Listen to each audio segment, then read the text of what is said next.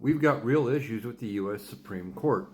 I've been talking lately about Samuel Alito, how he flew the U.S. flag upside down after the events of January 6th. The upside down flag was a symbol used by the insurrectionists claiming our nation was in distress because, in their mind, the rightful winner of the 2020 election was being prevented from being president. However, they were wrong.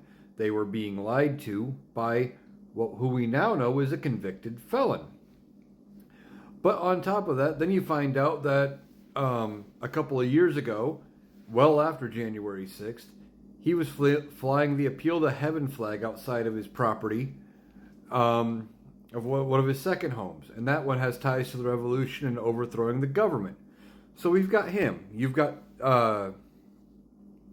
Clarence Thomas, whose wife was part of January 6th, who's taking bribes from guys like Harlan Crow.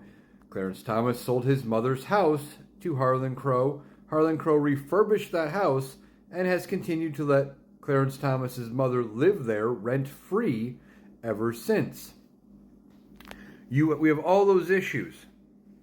And now Congress has asked to talk to the Supreme Court, and they want Alito to come in and talk to him. They want Thomas to talk to him, and they asked John Roberts to come in and talk about what's going on in his court.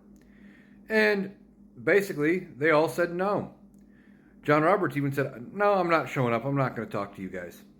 I don't have to. So he doesn't want to be accountable to Congress.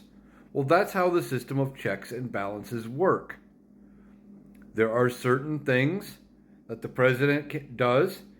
If Congress doesn't like it, they can impeach him. Congress passes a law that the president doesn't like, he vetoes it. They can overrule his veto.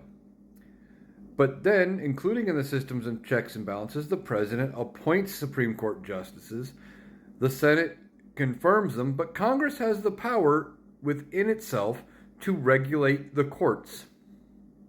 And one of the things they can do, and they have done in the past, is change the number of justices. We have not always had 9. We've had more, we've had less. So, maybe now it's time that we look at expanding the court once Joe Biden gets his new term. I've been talking about it for a while. We either need to expand the court, look at impeaching Alito and Thomas, or something, because the people that are sitting on the Supreme Court right now, they are not working for the American people. We have corrupt members of the Supreme Court. It is not working how it was intended, and we need to do something.